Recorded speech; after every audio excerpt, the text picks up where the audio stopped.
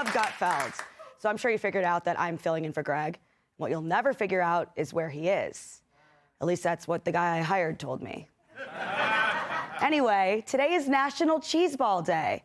That's right, it's a day dedicated entirely to Jesse Waters.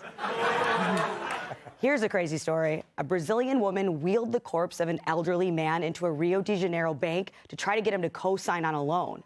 But how'd she get the idea to pretend a dead guy was alive? Courtney Love says Taylor Swift is not important and not as interesting as an artist. In response, Taylor Swift said, "At least I didn't kill my husband." John Wayne Bobbitt, the man whose wife famously chopped off his penis, has had all 10 toes amputated due to health problems he blames on drinking contaminated water. I don't want to kink shame, but I'm starting to think this guy's just into it. So, as you've probably heard if you watch this channel, California has mandated a $20 minimum wage for fast food workers. Now, I'm sure I would have loved to have made this kind of cash back when I was working in a fast food restaurant in California, right? Who'd have thought that this uggo would be on TV someday? It's crazy. But raising the minimum wage in Cali is already looking like one of the worst ideas to come from that state. And this is a place that gave us Gutfeld. You know, back before the exclamation point. I know.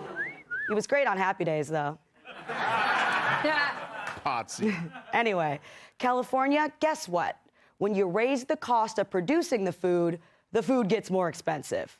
Up to 8% more expensive, actually, according to a report by Kalinowski Equity Research, which I trust because it sounds Polish. And also because it makes sense. In a world of finite resources, one group gaining has to mean another group losing. It's math that even a woman can understand. I'm a woman, I can make that joke. If restaurants are gonna need to pay their workers more, that money's gonna have to come from somewhere. It's basic economics. So if you're in California and you see the price of your In-N-Out burgers suddenly get more expensive, blame the leaders you elected, because they redistributed your money, even though you're already dealing with some of the highest taxes in the country. Another possibility is that since they have to pay the workers more, they're just not gonna hire as many workers. Actually, that's already happening. Take it from Harsh Raj Guy. I'm pretty sure he's not Polish, but he does own almost 200 fast food restaurants in the state. If only I were single. He told Business Insider that he plans to cut workers' hours and put in self-service kiosks in all of his restaurants, adding that he's moving to do so as quickly as possible. With the wage increase, he says it just, quote, makes more sense for us to spend the capital expenditure on the technology. Now, just think if this had happened 14 years ago and I'd never gotten to work that job at Boston Market. I wouldn't have been able to make any money or get any of that material for my book and my shows. And worst of all, I wouldn't have this amazing picture to prove that sometimes women really do look better at 35 than they did at 21.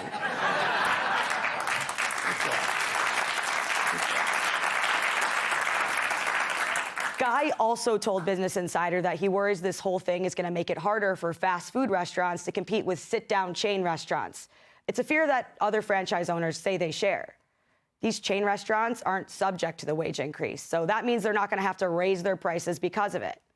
So the cost's pretty much the same whether or not you have a waiter. You're probably going to pick to have a waiter, especially if he's hot.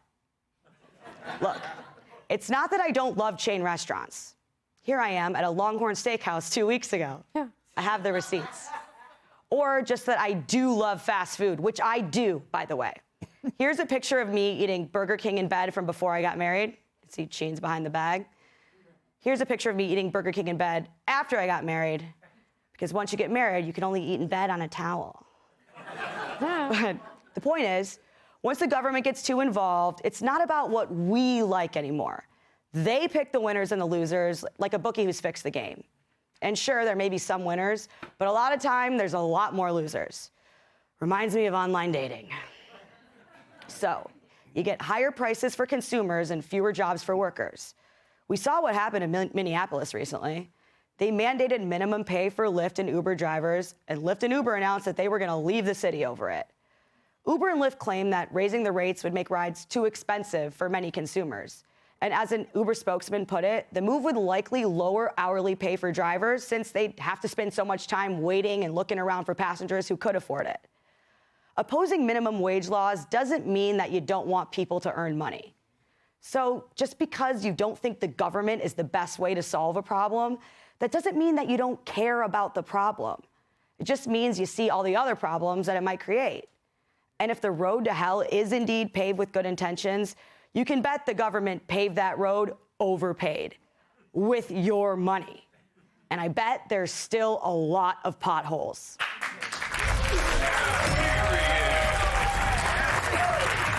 Let's welcome tonight's guests. This Kennedy would also die from a shot of gluten. Host of Kennedy Saves the World podcast, Kennedy. All right. This Norton is not antivirus. Comedian Jim Norton. He serves all his dishes with a side of handsome. Chef and restaurant owner Andrew Gruel. And he's so big, people can't stop talking about how he's big. New York Times bestselling author, comedian, former NWA World Champion, All right, Andrew, okay. As a restaurant owner in California, when you saw this topic, were you like, yeah?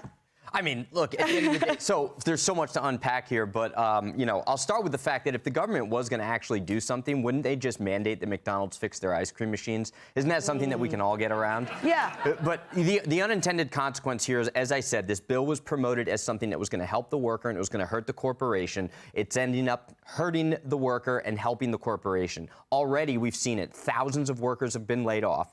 All of the corporations saw this coming, so they're automating their workforce. The workers that still are on payroll are going to have to do double the amount of work, and the cost of everything is going to increase. The small businesses that don't necessarily fall within the purview of this bill are going to have to increase their own wages, but they can't afford to automate, so they have to increase their prices or shut down. So once again, inflating the cost of everything in their local economy.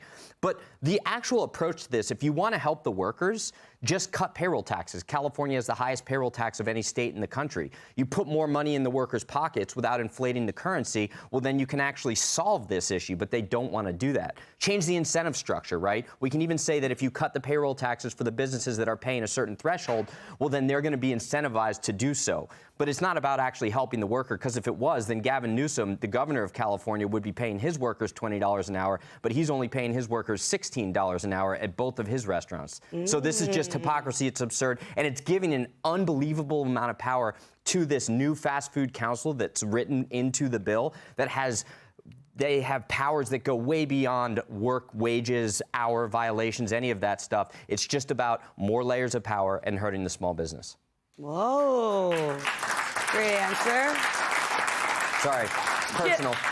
Jim, can you top that? Well, I take I think it's a really good thing because Lyft and Uber are leaving Minneapolis if this doesn't go through by July 1st. If they do it on July 1st, they're going to leave, which I think is great because I'm a big supporter of drunk driving. And I think the problem with Lyft and Uber is people get drunk and they call Lyft. But this way, if they do leave, people will get back to doing what they do best, which is having a few drinks and getting on the highway and driving really fast. So yeah, I hope it happens because I think it's terrific. I should have just stopped that joke a couple of lines sooner, but I continued it.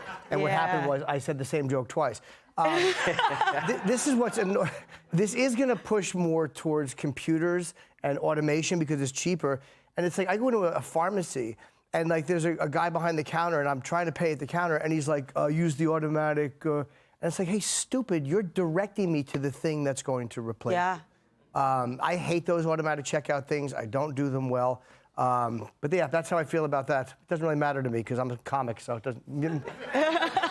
Yeah, Kennedy, there's this idea that if you don't support some of this stuff, that you're a jerk, right? If you don't support minimum wage, you don't want people to make money. But really, when you get past that, there actually are a lot of people that are hurt by this stuff. I mean, you're in California all the time. You've lived there for a while. What do you think?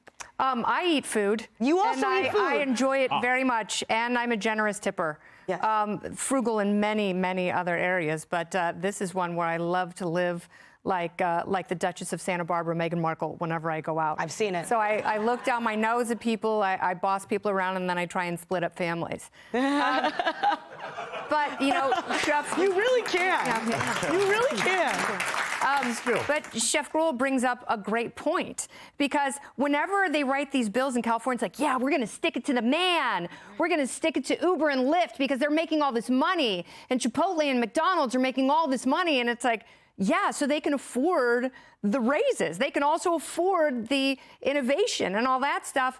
But if you want to keep your employees, like, it's so much easier. If you're making $15 an hour at a mom and pop restaurant, why wouldn't you go over to McDonald's and get benefits and make $20 an hour, and then you leave these places that have already been turfed? I mean, they're lucky to still be in business in California since the pandemic, because they were regulated out of existence. Half of those businesses, half of those restaurants will never come back. And now, if they manage to borrow their way and stay afloat, they're going to be gone for good. So shame on Gavin Newsom, and that's why people are trying desperately to get out of California. The one bright spot here is if we're talking about automation, and if you've got like robot burger flippers, and we've got sex robots on the horizon. I mean, think how incredible that could be. You've got something that you can easily push its buttons, and it will make you all the food you desire. And then you can take it into the boudoir and have your way with it.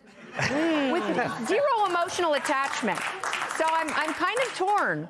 Yeah, you bring up excellent points. You know, you never hear stuff like that on Special Report. Not enough. Oh, you should. Yeah. Tyrus, one of the things that you and I have in common that we've talked about a lot, we've both worked some minimum wage jobs before. Yes, I've been fired by the best. And I worked at Arby's for 6 minutes. You were fired from Arby's? I was fired from Ruby Tuesday. Yep. Yeah. I worked at Carlos O'Kelly's, where I was promoted to kitchen manager. Still don't know what he was thinking. Oh, that's right. He liked the football team I played for. So in college, here's the thing. What these small businesses have to do, they have to get that Panera Bread move where you donate to Gavin's campaign, and then he comes up with this great idea where, like, if you bake bread in your restaurant, it doesn't apply to you.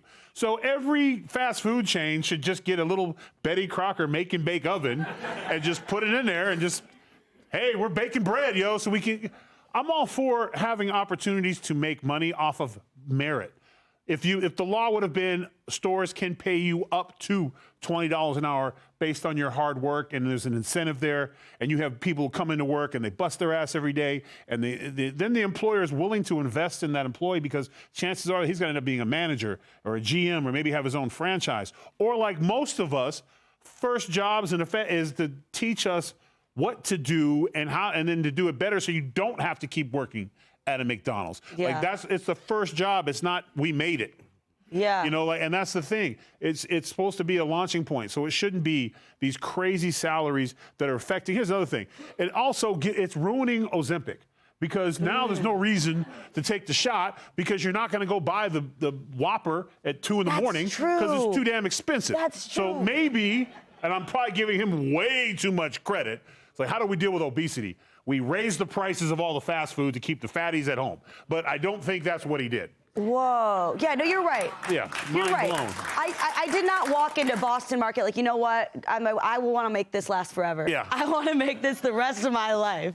It inspired you to get out of Boston Market. Yeah, which, I mean. And you did. And I did. At a high level. And I did. Yay. And, yeah. Hey, Sean Hannity here. Hey, click here to subscribe to Fox News YouTube page and catch our hottest interviews and most compelling analysis. You will not get it anywhere else.